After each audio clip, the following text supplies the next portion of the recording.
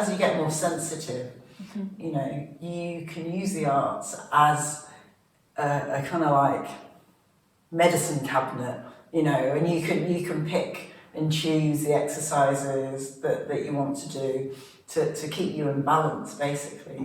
Welcome to Tea Dao, conversations from Sea Cloud Hall, where we share a pot of tea after class and explore how ancient Taoist wisdoms can help us live with greater calm, energy and spirit in the modern world today.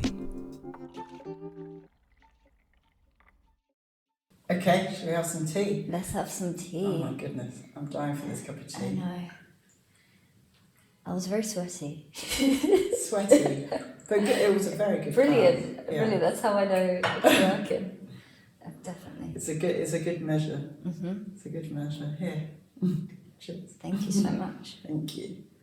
We're very lucky in the leisure arts that we've got a wealth of different exercises.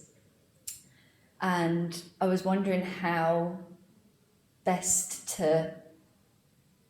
do I choose what to focus on? Which exercises? Yeah. It can be overwhelming at the beginning because we have such a broad range of arts. It's not like you're just doing the Tai Chi or you're just doing Qigong exercises. You know, we have Tai Chi, Qigong, we have the Yang arts, we have health arts, we have Chao Ming, we've got implements, we've got the whole gamut basically, and it's all under one system. And so it can be a bit overwhelming. Oh my God. And then when you start at the beginning, you know, it's like lots of separate bits of a jigsaw puzzle that you haven't managed to like kind of link up yet.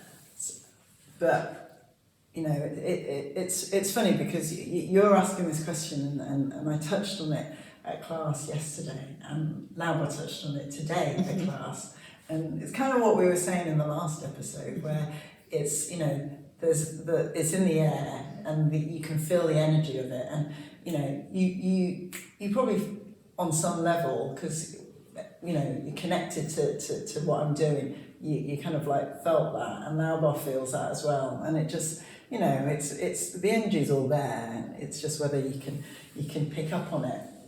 Anyway, I'm trying not to get too. It's in the air. Yeah. But it's something that was said to me years ago, which is really, really useful, is that basically you have to try and narrow it down. And have you heard of the 80-20 rule? Which is basically, most people, I was asking this at class yesterday, and people were saying, you've got to put 80% of the effort in and or whatever. But basically, it's because we have such a broad range of things that you can work on and so much theory that you just have to focus on one small bit. So like that 20%, if you can focus on it over time diligently, it will give you a massive, like significant change in your practice and yourself.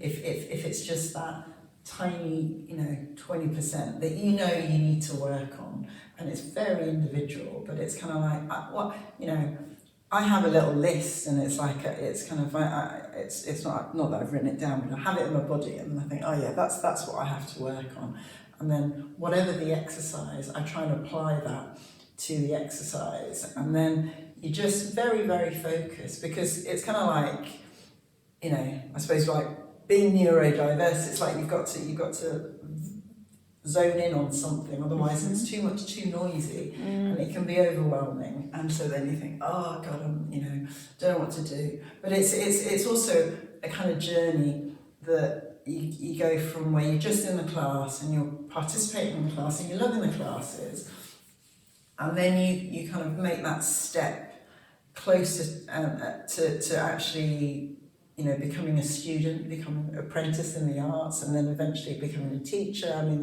it's a kind of stepped progression, and you have to sort of get ownership, and you kind of want to as well, because you want to understand it better and understand yourself better. And I think, you know, you can have so much theory till the cows come home, but at the end of the day, all that is like information, and all it is words. But the key things is whether you can put that into practice in the exercises, so that it's not just kind of words and kind of knowledge. I mean, you've got, especially nowadays in the modern world, you've got so much info at your fingertips with AI, with everything, but in terms of understanding it and getting some kind of wisdom and depth in terms of what you're doing, nothing beats practice. Embodying it, feeling it in your body, and really getting to grips with it is just, and that's where the kind of repetition comes in, the weekly, the daily practice comes in, and it's sort of trying to build on that and work on something. It's you're a musician, Kat, so you've got a craft, and you hone your songs, and you go back to it, and you go back to it, and you go back to it, and you kind of like refine it, and you practice it and practice and practice it till it's kind of in you. And that's exactly the same. That's what we're doing in the classes. But you just have to be quite focused on that one thing that gets you all the time. I was saying that today, in the exercise. What's that thing that breaks in you, that collapses or whatever? And that's the thing that you kind of have to repair. I think we touched on this in the last video. So you're repairing, and you're making that little, patching it up and making it a bit stronger. Often, when you repair something, that's the bit that's stronger, because you kind of like patched it up and you've sealed it or whatever. So what I'm trying to say is, you just pick that one thing for you, 80-20, and over time, and it could be, it could be a week, or you could be focusing it for a couple of weeks. Sometimes that's what you need to change a habit, because things are so ingrained, it's like a habit in you, and you don't even realise it's in your subconscious. But doing something consciously over time, that changes it, so that you've got a new default, you've got a new habit, you see, and then you're in a new place with it. Now our talks about curtains and opening curtains, you see, so you're in a room, we've got big curtains in this room, see, big thick curtains, and then you open the curtains and you're in another part of the room, and then you carry on and you keep going, and you sort of discover things behind the curtain. Amazing. How many curtains How many curtains? It's infinite, exactly how many curtains are there. But I love it because it's a science, and it's very structured, even though we're dealing with energy. And for lots of people, energy, and it's very woo-woo, and it's very like esoteric. And the thing is, you can't see it. We say this all the time, you can't see it, you can't smell it, you can't taste it. All your senses, essentially, they're no good. But you have to learn to get in touch with those energies by feeling internally in you, first of all. And that's how you start to get in touch with that invisible world. You've got the exercises that we do, so many exercises, and then you've got sort of the kind of structure of those exercises, but then we have principles that run through those exercises, and those principles, they're based on Taoist theory. So, we might have principles about yin-yang, about effortless effort, about the softest being the strongest, all of those principles that are demonstrated in the exercises. And then it's like understanding those kind of philosophical words and those concepts through the practice, through how do you unpick that, how do you make that work. Let's say, how do you prove to yourself that softer is actually stronger, how, that it's more effective, and you do that through so many ways.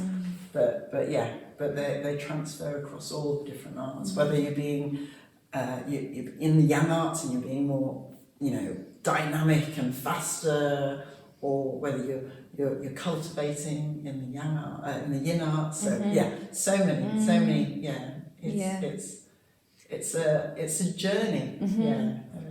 And it makes it sound, I've heard it's like you said before, but how it's like being in a lab, and that's the science of it. That's how we stay grounded in, like you were saying, it can sound woo-woo, and that we are working with energy, but at the end of the day, it's got to make sense on a personal Absolutely. way in every exercise. So yeah, thank you. Absolutely. You're welcome. I mean, just even what we were saying at the start of this conversation about picking up on the kind of energy and the theme. It's like, it sounds woo-woo, but it's happened so many times, repeatedly. Science. It's science, and people might say, wow, for me, the anecdotal, experience of that, and that makes it, that it's valid for me. And that's all that matters, really. I'm not trying to convince anyone else. But, if it resonates with you, then it resonates. You can. It's a certain.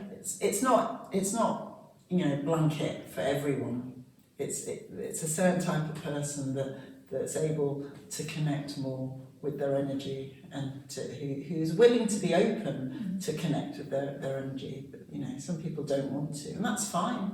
That's fine. And when it's not that we just want students who feel the potential and it resonates with, and they're curious and want to discover more. That's what I would like.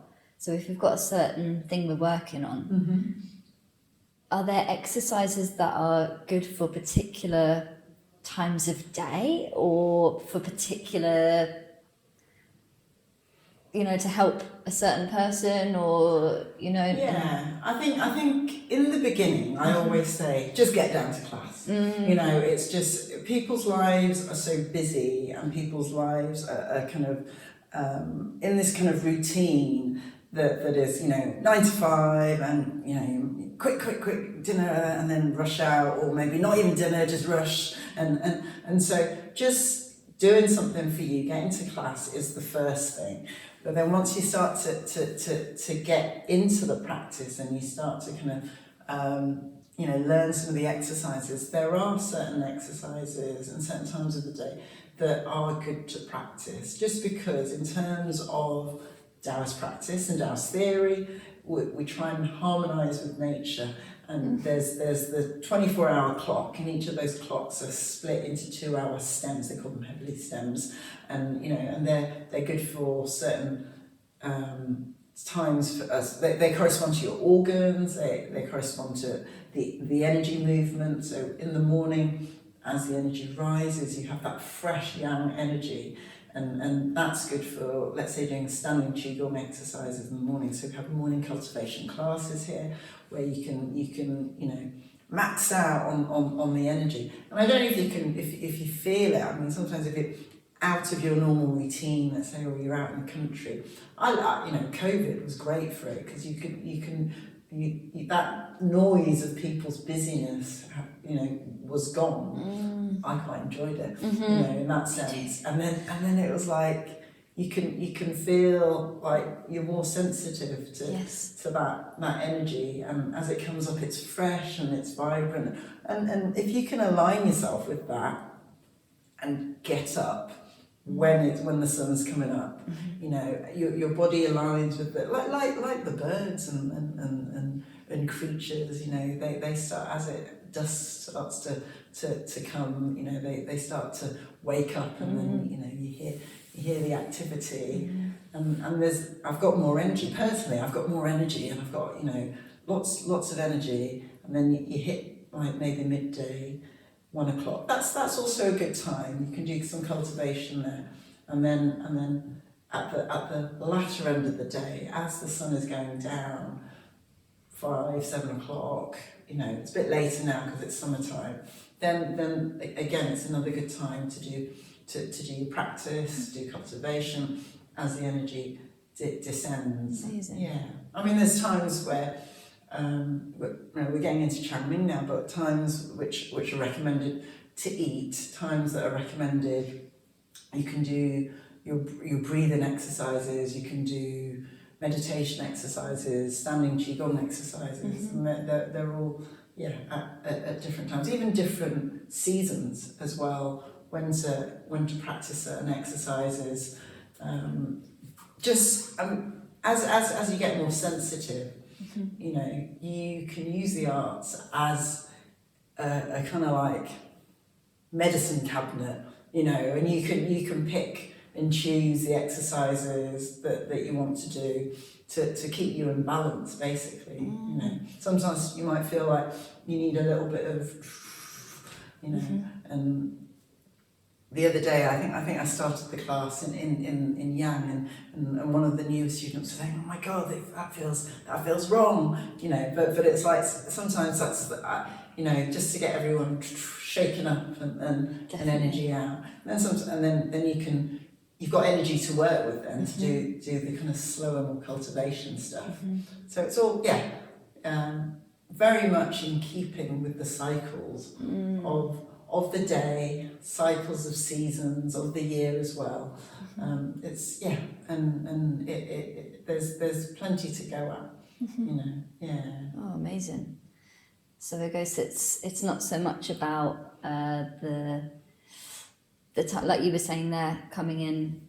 So say like 6 o'clock class, if people have been sitting down, you know, at desks all day, it's just utilising what we've got to bring up the energy and like that in a kind of season as well, kind of through the day for each person. Absolutely, because you know the seasons go through a person as well in a day, but also obviously the wider, it's the micro and the macro.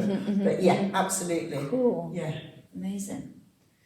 Okay. I mean, it's deep stuff once you get into it, but also fascinating and very much a science. You know, once you understand, it's just an ancient science, and you know the science often in the West it measures the material, you know, and this is something that is very structured, but it's more about measuring what you can't see, the immaterial, which sounds crazy to someone that's very like, you know, it's just that, and that's it. There's nothing else. But I think quantum physics is now discovering it and showing there's tons, you know, even in a vacuum there's something. Oh, the void. The void. The void. Okay. Yeah. Wow. I mean, there's so much there. Yeah, I'm going to take that into my own practice and just try and figure out that one thing and just focus on that. It's that keeping that repeated. Yeah, definitely. So thank you so much. You're welcome. You're welcome. Yeah, you'll feel it when you've done it to death, and then you move on to the next thing. But it's that evolution of yourself, and it's just, you see, the changes that you make are small and incremental, but then they stick. Do you see that they're not like a sudden change and then you drop from that?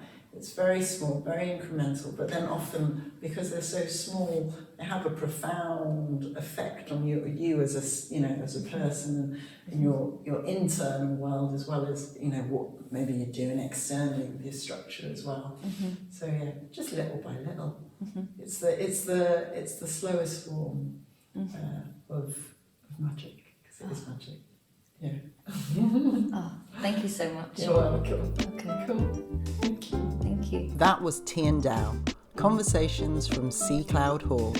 Until next time, keep training.